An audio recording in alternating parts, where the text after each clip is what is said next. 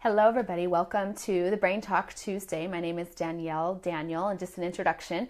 I am a licensed clinical social worker, so that means I have my master's and then have my I did my clinical exam, and I'm getting my doctorate in clinical psychology as well. So my studies are the brain. My specialty is understanding the brain, how it works, and how to best get the benefits of our quality of life. So hello, and as you're joining, I see people saying hi. As you're joining, please say hello to me. I love doing these little product talks or brain talks on Tuesdays, and we usually go between 10 and 20 minutes. Today I'm going to talk about cannabinoids. I know it's a hot topic, and it's something I've wanted to research, so these little brain talks really help me research. So I'm going to put this down so once again, this is not in my face. There you go. Hello everybody. As you have questions, please post them. I may not be able to get to them during this because I like to stay focused and I get off topic really quick if I go into questions. But write them down. I'll answer what I can. And just so you know, I will be answering things because I'm a clinician. I'll be answering them compliantly. I won't be able to tell you something naturally that can work for a diagnosis. So if any questions are in that manner, I won't be able to answer it, just FYI. As we get started, I kind of want to ask you guys on a follow-up for last week, how's it going with your, the brain talk we did on understanding New Year's resolutions and the brain, how it works in the brain. So kind of wanted to hear how it's going with some of the tips I gave you from last week on how to manipulate those parts of the brain that create an anxiety response when you're trying to make a change. And that way you can actually make a change. So I'm going to get started. What I'd like to know, if there's somebody there either on a computer, it might be easier if you can be my little scribe, a commenter, and comment some of the key tips that I give you. And at the end, I'd love to see what were the parts that stood out to you from this brain talk that we're going to be speaking. What did you learn? Because those little tidbits that you type in help all of us kind of recall to memory. This is how we work the brain, by auditory hearing it, visually seeing it. So thank you for whoever can be my commenter. Really appreciate it. So I have a lot of notes here, and I'm going to be looking heavily at my notes today so that I stay on point and also answer correctly your question. So hello everybody that's joining. I love that you're saying hi. So first of all, a little about me. Like I said, I'm doing my doctorate in clinical psychology. I live here in San Diego, California, and I will tell you something funny is we always have sun, right? It's always sunny and beautiful and warm. And about 4 in the morning, so I have 2 little kitty cats. In fact, if you want to see, they're playing like crazy right now with each other. They love to wrestle. Now you're getting a wrestling match. This is their playful time, so it's kind of funny to do live videos with them. But about 4 in the morning, yeah, they go from wrestling and biting to licking. This little one on top, she's the little girl. She was by me and we got rain and wind, okay? So now these guys, we're used to really sunny weather. And we don't hear rain and wind. It was like I've got skylights and it was knocking my skylights, and she got up out of bed and was in full alert and went hunting around the house for what was what was in it or what was causing it. So anyway, there's your fun little kitty entertainment. If you want entertainment, I tell you, get 2 kittens. It's the best, the best ever. So, and it's really good for the brain, really good for the soul, I'll tell you that. Oh, and this is my new shiplap wall. So we installed this weekend, and I made those shutters, yes, by myself. I made those, I painted them. And then that little window is an antique window that I found at a shop here, and it's just amazing. I love it. And then those are cat shelves, actually, technically, and an armoire that I made a long time ago. I love doing woodworking. I'm not very good at it, but I have help with the big projects, and this little one with these shutters I did myself, so had to show you guys. I finished it last night. So okay, on to cannabinoids. Let's dive into it. So first off, I'm going to try to make this really simple. There are 3 types of cannabinoids, okay? 3 types, so someone can be my commenter and type these things in. 3 types of cannabinoids. There's 2 types of cannabinoid receptors in the brain, okay? So the 2 in the brain are CB1, which is a psychoactive one. That's what causes the psychoactive effects, and you feel high and sometimes hallucinate, okay? So that's CB1 receptor site. And then there's CB2. Okay, so CB2 interacts more with the cells at the nervous system level. So that's really the one that we look at targeting when you're looking at using cannabinoids for health benefits. You do not want to target CB1. I mean, that's just a drug, okay? So again, we got two types of receptor sites in the brain, CB1, CB2. And then there's three different types of cannabinoids. So let's go into the three different types of cannabinoids. Thank you, Mia, for typing. I appreciate it. So your first type of cannabinoid is CBD, and we know there's a big buzz out there with CBD oil.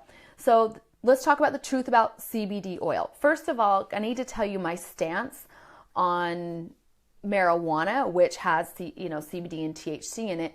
I know a lot of people, there's some health benefits, and you have to weigh out your health benefits per drug. I had surgery recently and had to take Percocet for a couple weeks, so I understand, and that has psychoactive effects as well. Made me chatty. I was like a chatty Cathy. I was talking all up a storm when I was on the Percocet. So I get it. But let me just tell you, when people say it doesn't affect the brain, it's the biggest lie. It does affect the brain. First of all, it's affecting the brain psychoactively. Marijuana. I'm talking about marijuana right now, which has different type of cannabinoids to it. So marijuana itself, especially on an adolescent brain, has major effects on the brain. First of all, it destroys hippocampal memory, okay? So you need to be careful because, and we know this, when someone's like really slow, we call them a pothead. There's a reason for that. It actually interacts with your cannabinoid or your hippocampal receptor sites and makes it so your memory, you start losing part of that memory. It's also very stunting to the growth of an adolescent brain. So I just want to first state that this is very different than what we're going to talk about, but they are some differences here. Okay, so you're back on three types of cannabinoids. CBD, which has a low concentration of CB1, and it does contain some THC, which THC is your second cannabinoid, and it interacts with CB1 receptor site. So CBD oil, CBD itself, interacts indirectly with CB2. So CB2, the cannabinoid in the brain, there's two cannabinoids. I'm going to keep repeating because I want to make sure you get this. The two cannabinoid receptor sites in the brain, right? One is psychoactive, one is not. One is basically a pain receptor site, an inflammation, nervous system type receptor site. Good for, helping the brain. And we've got a cat. So anyways, that's what you want to target is CB2. So CBD oil is indirectly targeting CB2 receptor site, but it's got very low amounts compared to just the straight beta-carotene. So beta-carotene, which is your third type of cannabinoid. So you got CBD, then you got THC, and you've got a cat trying to climb my shutters. Hey. So this is part of the entertainment, right? That you get to see me and my two cute kittens like go crazy. So, so THC is your second one, which is psychoactive part of the plant. And then BCP is your third cannabinoid, and that's beta-carotene, like I was saying. And this interacts just with CB2 receptor. And this is the one that really helps with interacting with pain or discomfort, major discomfort in the body. CB2 also has benefits for the nervous system, for anxious emotions. So CB2 is your target, okay? So with that being said, let's talk about, let me go into copaiba essential oil. Oh, where did I put that? I had it on me a second ago. Okay, it's probably over there and I'm hooked up to here, so I guess you don't get a visual of copaiba. So copaiba essential oil, which is derived from a resin of the copaiba tree, which is found in the tropics of South America. Now, copaiba itself has beta-carotene, okay? Beta-carotene also is found in black pepper essential oil. So copaiba essential oil from doTERRA has about 50% of beta-carotene. That's actually really high, and that interacts with CB2 receptor. That's what you want. It's also synergistically combined with three other sesquiterpenes. So in total in copaiba, there's 4 sesquiterpenes. So the 4 sesquiterpenes are beta-carotene. The other one's copain, bergamotine, they're hard to say, humulene. So those 4 are sesquiterpenes, and individually they have their own components or interactions that they do in the body. So for example, humulene, and if I'm saying it wrong, who knows? Humulene, I don't know, interacts with your receptor sites to reduce inflammation so that your body has healthy levels of inflammation. So when you combine all these four, first you get that they interact with CB2 receptor site. And then the second thing is you get these other benefits like the respiratory system, the digestive system, and the nervous system. So copaiba essential oil is one of the most powerful benefits you're going to get for interacting with CB2 receptor site, which is really the target here and is the key for long-term pain and discomfort, I should say.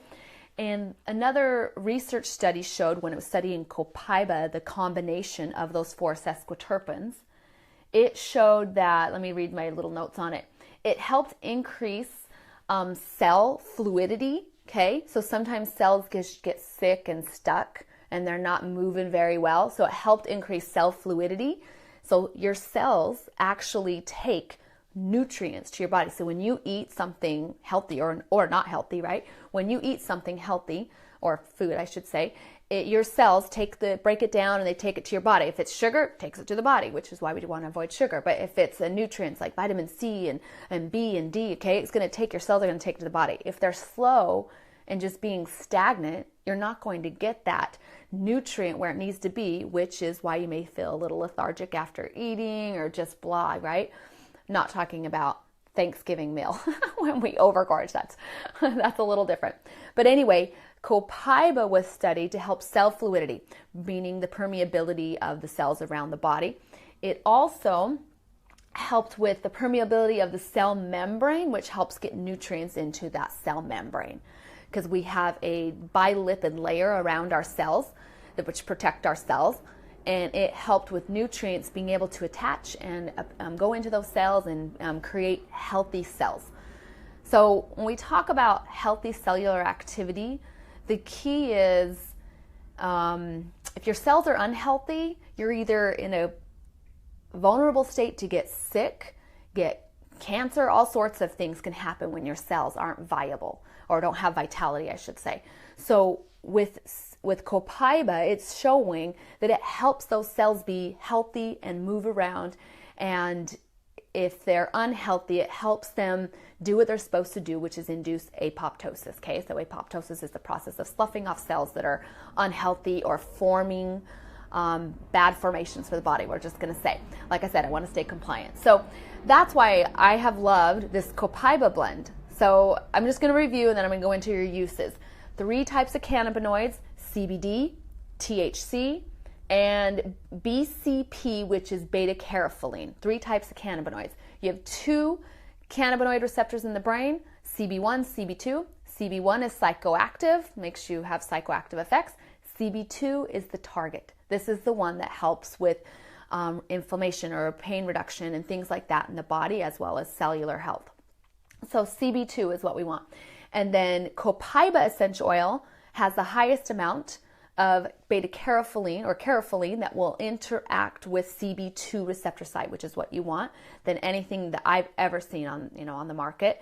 And it also has 3 other sesquiterpenes that help the body in reducing all sorts of discomfort and digestive system issues, whatever it may be. It's even good for cardiovascular health, your copaiba. So I'm going to go into some uses right now, and I'll end with that. So I'm just going to read my notes, make sure I didn't forget anything.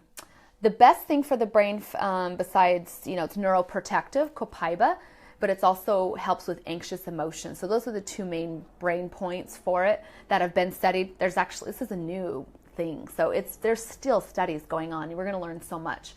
But uses, you can do 1 to 2 drops in water or under the tongue, for an adult anyway, to soothe anxious emotions and help the digestive system, which is tied into the gut, the brain, the gut connection. You can also do topically. It's good for skin health. It's also good, like if you have maybe a little bit of discomfort, you can put it topically on that area to help block discomfort receptors. And then let's see, for aromatic, you can do 3 drops of copaiba with vetiver. Do 2 drops or 3 drops of vetiver, 3 drops of copaiba, and put that in a diffuser, great for anxious emotions. If you have a tantruming child, 3 drops of copaiba, 3 drops of vetiver in a diffuser will be your blessing. You will love it. So those are some of the uses. I'm just going to share, and I would love if those of you who are on here who have used copaiba, if you can share your stories. Please tell us how it has helped you. I'll share one of a friend, and then I'll share my personal. I have a friend, and her husband, right? Her husband's had pretty big or bad back discomfort and knee discomfort since the early 90s. And he even had to go on disability because of this discomfort. So they started using frankincense, lemongrass, and deep blue on the knee and the back, and it reduced that discomfort by about half, which was pretty cool. When copaiba was introduced on the market, they started doing copaiba, and this is their regimen: 1 drop under the tongue, and also putting it on the back where the pain was and on the knee, and immediately, like within 10 minutes, his discomfort released, and he's able, still to this day, his discomfort is gone, and he's able to walk around and do things he hasn't done since the early 90s. So I thought that was a pretty cool story to share, just how amazing it can interact with our joints and our body. For me, it really helped me, the copaiba. When I was in the hospital, I had surgery. They had to open my abdomen up this way, which was not fun, and I was in a lot of pain. And there was a moment where I had to stop using the morphine drip because I was having so much problems with the bowels, and I was vomiting a lot because my bowels weren't awake yet from surgery, and so then I was vomiting everything, and so I had to stop using the morphine drip, and I was on a Tylenol drip, but that was it. And so I had a lot of discomfort from an open incision here, and I started using the copaiba. I would just put it over my belly and hold it on there, and it reduced that discomfort just from having been recently having surgery there. So really cool. Love to hear the ways you're using it. And when all else fails, do 1 drop under the tongue and on the back of the neck, and that will get it in the brain stem and get it up to your brain, and just observe the effects that it does for you. I think it's pretty cool that we have something healthy that doesn't cause psychoactive effects, but actually has health benefits for you on the market right now. So if you have any questions about copaiba, put it in the comments. If you want to get started with ordering copaiba, just connect with me. You can personally message me, and feel free to share this message as well. So thanks everybody for being on with me. And next week we will, I don't know what we're going to talk about yet. I was like, I actually don't know what we're going to talk about yet. So I was planning this. So we will see you next week at 10 a.m. Pacific time for the Brain Talk Tuesday. Thanks everybody. Have a great rest of your day. Bye-bye.